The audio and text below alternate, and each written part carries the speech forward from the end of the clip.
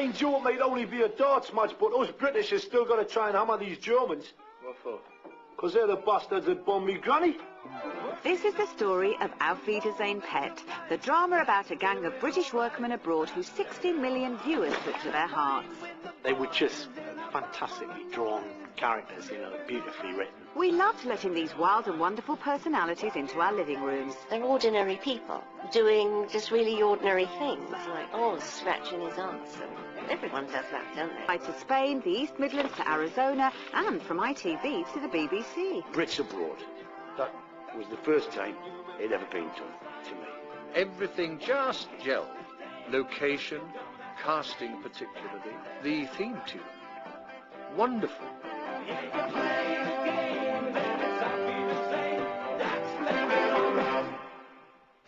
The fourth series aired in 2004, but the story starts over 20 years earlier, when writers Dick Clement and Ian Lafrene got hold of the idea of Brickies abroad. Regarded as local heroes in Newcastle, Clement and Lafrene had proved with the Likely Lads that they could create working-class characters who weren't caricatures. Cigarette, Audrey? No, thanks. Put one out.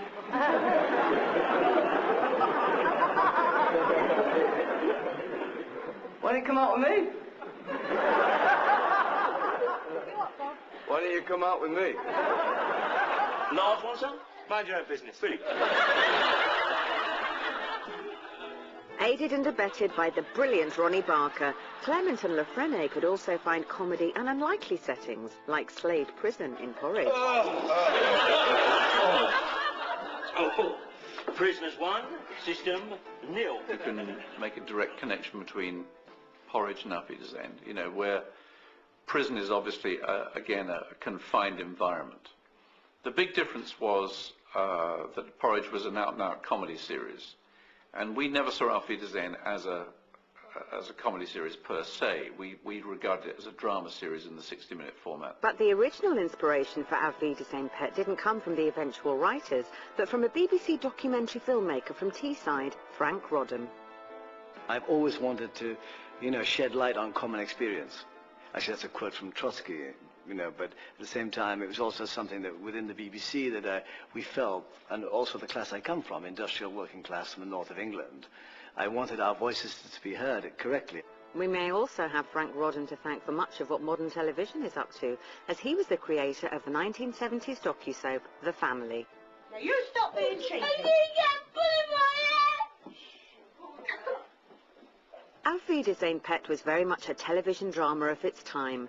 Life in Britain during the early Thatcher years was hard, and with unemployment running at over 2 million, there was a flexible labour market. If you wanted labour, you had to be flexible, and if necessary, be prepared to get on your bike. I'd normally go back to the northeast and go drinking with my pals. They'd all disappeared. And what had happened is that they'd gone off to work in Germany. And I thought, wow, that's kind of wild. And then next time I saw them, they'd come back and they started telling me about their experiences. Intrigued, Frank followed his Bricky pal Mick Connell to Germany and soon had an idea for a one-off drama.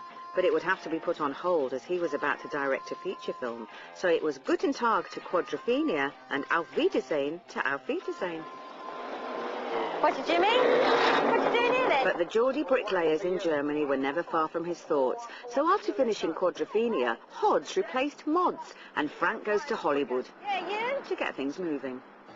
One of the movers and shakers he met there was Alan McKeown, who'd been a hairdresser to the stars before he set up a Los Angeles-based production company with Dick Clement and Ian Lafrene.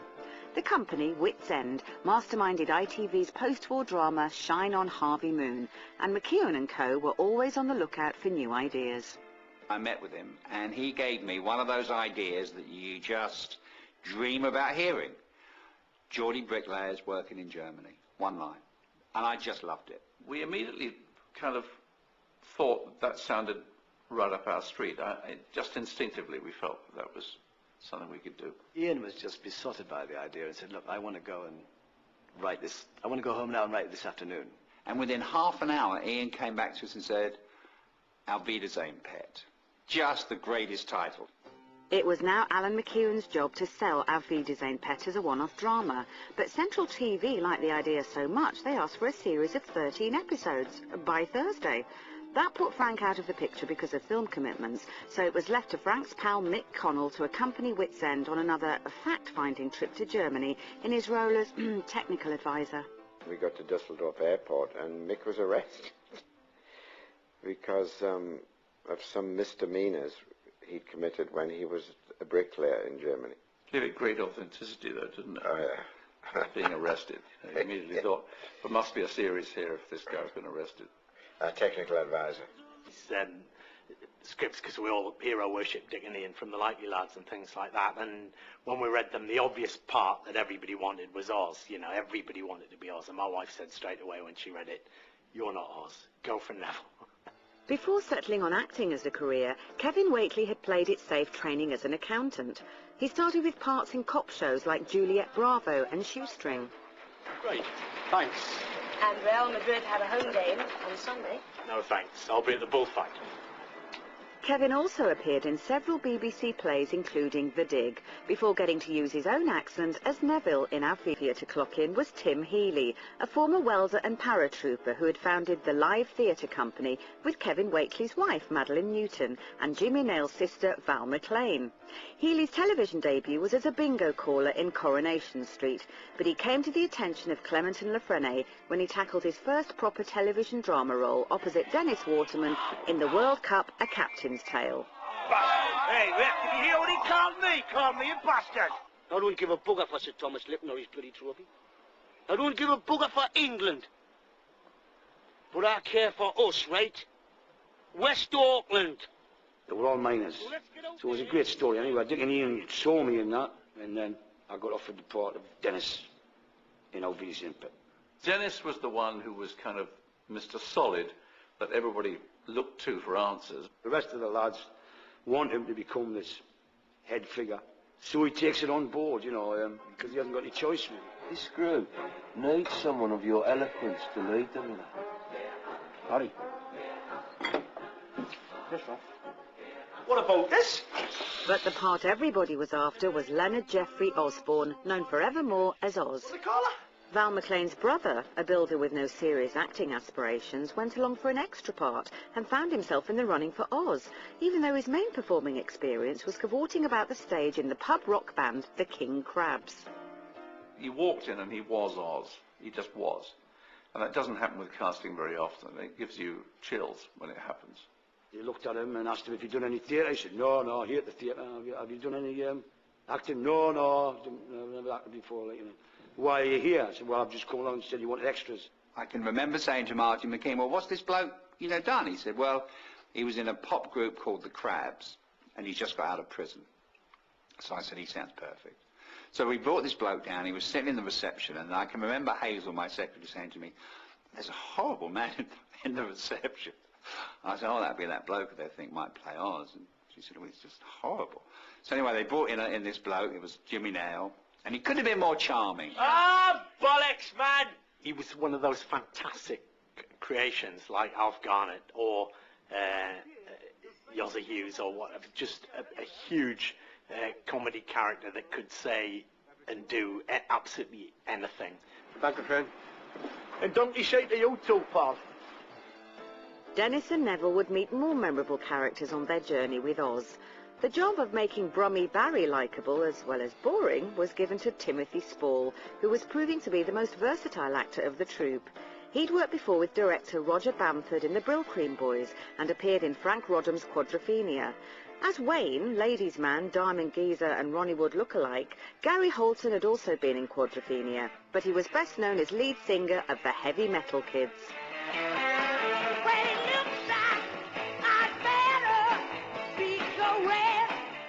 Another unusual piece of casting was Pat Roach, a former champion wrestler who'd appeared in A Clockwork Orange, Raiders of the Lost Ark, and had even auditioned for Darth Vader in Star Wars. The body, not the voice. Chris Fairbank was an experienced character actor, but he almost didn't get into the gang hut at all. Clement and Lafrene wrote the part of Moxie for a musician friend of theirs, but he chickened out and Fairbank stepped in. Fella told me to come to Up B. You sure he said Up B? Oh, aye, yeah. I don't think so. Must be some mistake. Try the next one along. I was recovering from being fired from the Royal Shakespeare Company. Is it okay, like, if I leave my gear here for a minute? What? The interview for Moxie was the straw that I clung to desperately, because I really thought I was never going to work again, having had a somewhat checkered career hitherto. Moxie, again, was quite a peripheral character to start with and only got into the hut because he had a dartboard. I haven't got any darts, though. So now they gathered together the Magnificent Seven. Clement and Lafrene were playing to their strengths, men in confinement, almost like a prison, or, since they were in Germany, a prisoner of war camp. The worries are over. When we did find out from Mick that they actually lived in huts. It's not like 17 by the look of things. With German bosses, we said it's a prisoner of war camp. England has had a problem. They always are. If there was no Herr Grunwald, there wouldn't have been a series, because he held it all together. Michael Sheard's long career in film and television had included most of the Nazi high command, and his speciality was Hitler. So there were few better suited to play German site manager or camp commandant, Herr Grunwald. Grunwald was a German, yeah? And it is much, much easier to be strict if you're talking with a German accent. Another thing marking our Wiedersehen pet as a different kind of show was its refusal to dilute thick regional accents. I think it was the first time that any producers or directors had the balls really to make these characters completely real, and the fact that all of their accents were exactly what their accents would be like, you know, without softening it. Still floating doing, is it? Floating doon? Well, what's that supposed to mean then? Ah, high in it doing, man. Cats and dogs. It's pissing down, isn't it? At least that's English. People were saying to me, I can't understand what anyone's saying. And the worst offender actually was Jimmy Nail. I have to say, in the first series, his Geordie was so thick that people said to me, I can't always understand it. And I said, no, I can't either. You can't eat something and all, you know. Flattened her with a bomb and I wheel back on the Black Horse. Oh. Poor Sue's only lived out with a milk stout. But it didn't really matter. It had a great authenticity. Although writing regional dialogue was right up Clement and Lafrene's street, under the pressure of 13 episodes, they realised they were in need of some professional help, in the form of comedy writer Stan Hay.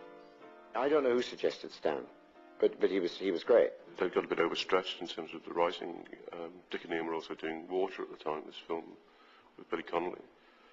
And they were doing 13 episodes, you know, in those days. It was a big commission. You can blame Alan McEwen, because Alan McEwen went up and suddenly said, I've got an order for 13 shows, which was sort of unprecedented. And it wasn't only the writers who were under pressure. The actors were too, working for months and months for long hours in hot claustrophobic conditions, and there was no escape from the hut. You only see the 7 guys in there, you got 25 crew in there as well, so it was just exhausting. When you got all the lights up in there, it was really claustrophobic and hot. So it was like an extra character, really. You really did feel that claustrophobia that the lads were going through. We said, listen, when this series finishes, we're going to burn this hut down. It's petrol! Hey, your bloody bike has been leaking petrol all over my home, you idiot. So the actors were determined to see the back of it, and Stan Hay granted their wish in a memorably explosive finale. It was one heck of a moment, actually. I mean, they blew this fucking hut sky high. Bloody dangerous. I can just remember bits hitting me on the head and lots of burning wood. It takes me back! It really takes me back! All in all, we were very pleased to see it go in smoke. It's what it deserved. You were only supposed to blow the bloody doors off. The dramatic end meant a second series would have to find a new location and a fresh reason for the gang to get together again. One of the real basic things you don't do in TV series is you don't burn the sofa. And because we thought we were so clever and so different, we decided to burn down the hut. When we could have stayed in the hut for years, it would have been great. It wasn't our favourite way to end the series. We were a little surprised. We wouldn't have chosen that. We would not have chosen the way that happened. We've lost everything. Money, passports, tickets, clothes. Bloody hell. I felt it was too much of a downer, and after all, they'd worked that hard. And lost all their savings and Yeah. possessions. Yeah. No, I didn't find it satisfying. There's a couple of the lads and all. Hey, Dagmar. Hello, Dagmar. Oh, Ben. Hi, Dagmar.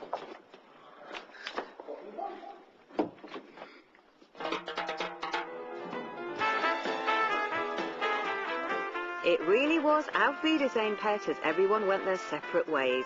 Clement and Lafrene contributed to the Bond movie Never Say Never Again, in which Pat Roach appeared, and he played another heavy in Indiana Jones and the Temple of Doom. As Sergeant Fletcher in Miss Marple, A Murder is Announced, Kevin Whately set about carving himself a career as a screen cop. Renaissance man Jimmy Nail flexed his comedy muscles in Blot on the Landscape, and again with his version of Love Don't Live Here Anymore.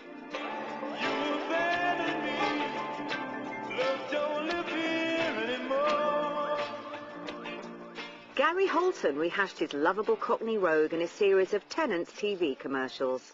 Tipi Tatin Esperan. You what? He says it's got a very different and satisfying taste. Isn't that right, mate? And by 1985 they were reunited as the second series went into production. But since the story was no longer set in Germany, a new set of circumstances had to be found for bringing them back together.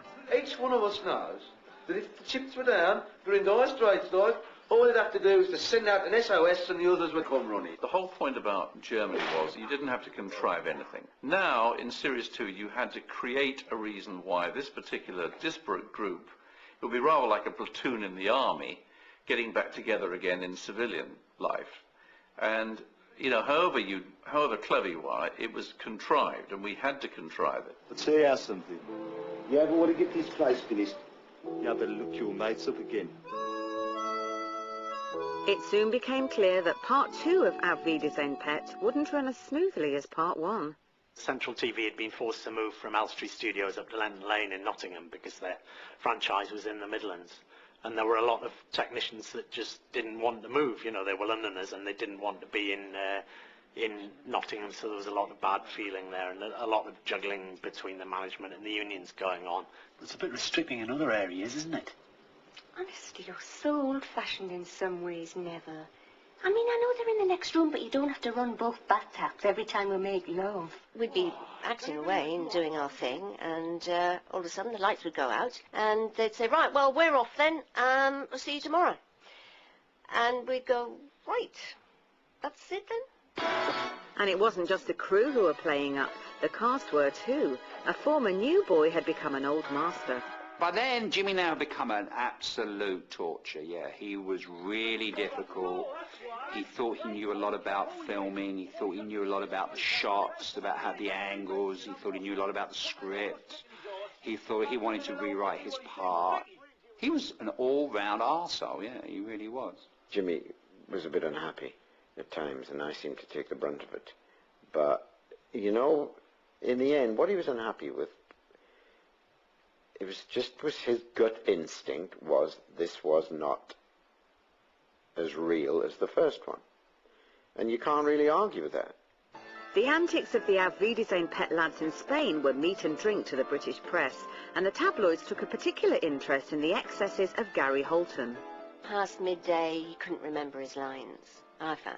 And I was doing scenes with him, and we were doing 12 takes on the scene because he couldn't remember my character's name. Oh, hello, Brent. Hello, Wayne. You all on your own? Then on the 25th of October 1985, they got their biggest Gary Holton story, the one to end them all. My brother rang me on Friday morning and said, have you heard the news? And I said, no, what? And he said, well, Gary's dead. And I said, well, that's not possible. I was working with him on Wednesday, and he was fine. He said, no, he's been found dead. Shock. Utter shock. And I ran out, bought the newspapers, and it was headline. Every time I think of it.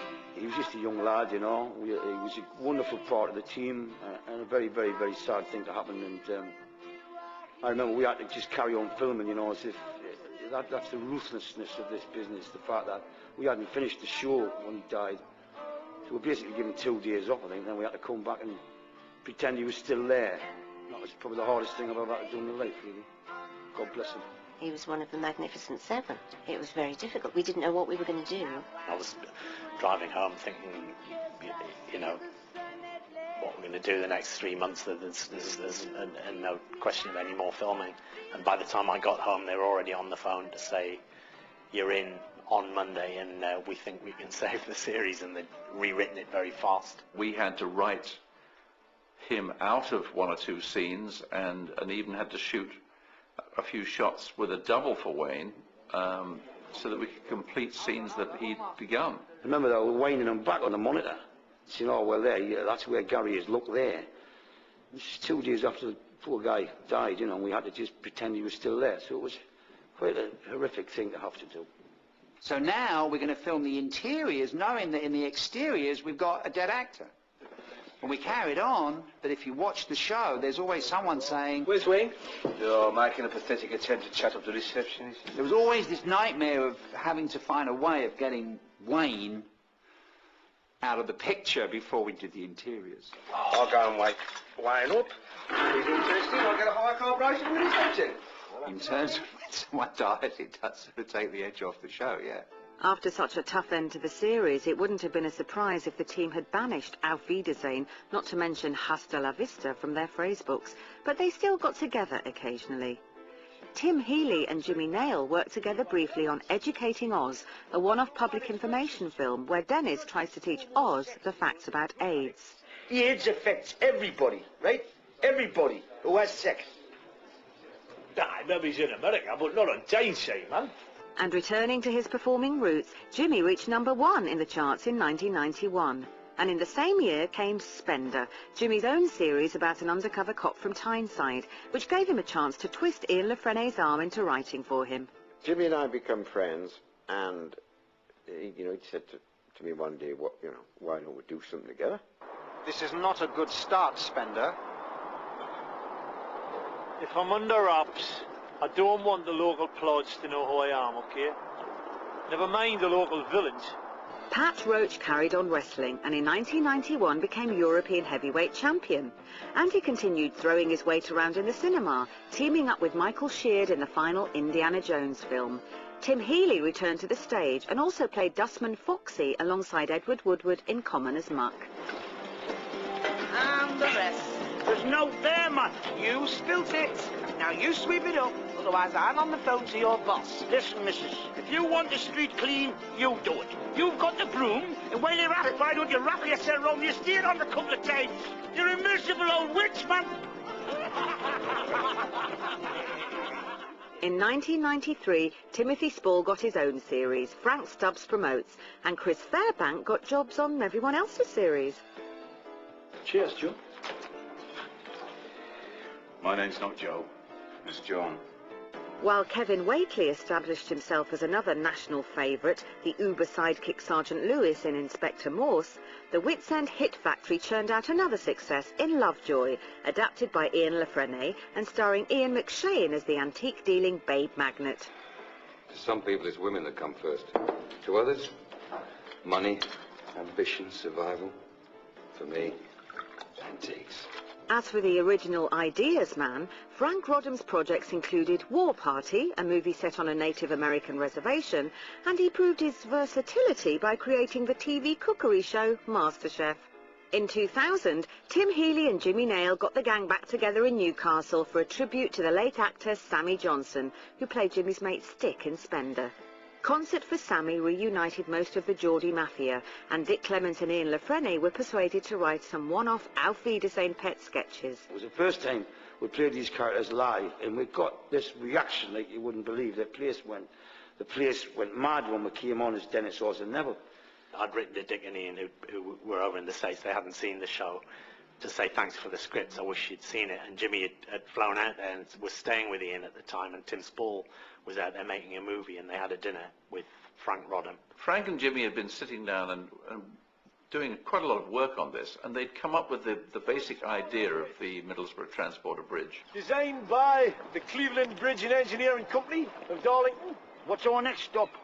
Guided tour of the Haverton Hill glue factory. I had the idea of them taking the bridge and taking it to Arizona so that you could get access to a casino. The moment they said that, it worked. They got my juices going, and they must have got yours going too, because suddenly it felt like an idea that was outrageous enough and big enough to make an impact. It's gargantuan. It's outrageous. That's the point. I was very, very annoyed about it. I didn't want to see that show 15 years later resurrected with the guys all as a gang on some cockamamie scheme to put up a bridge somewhere. It made no sense.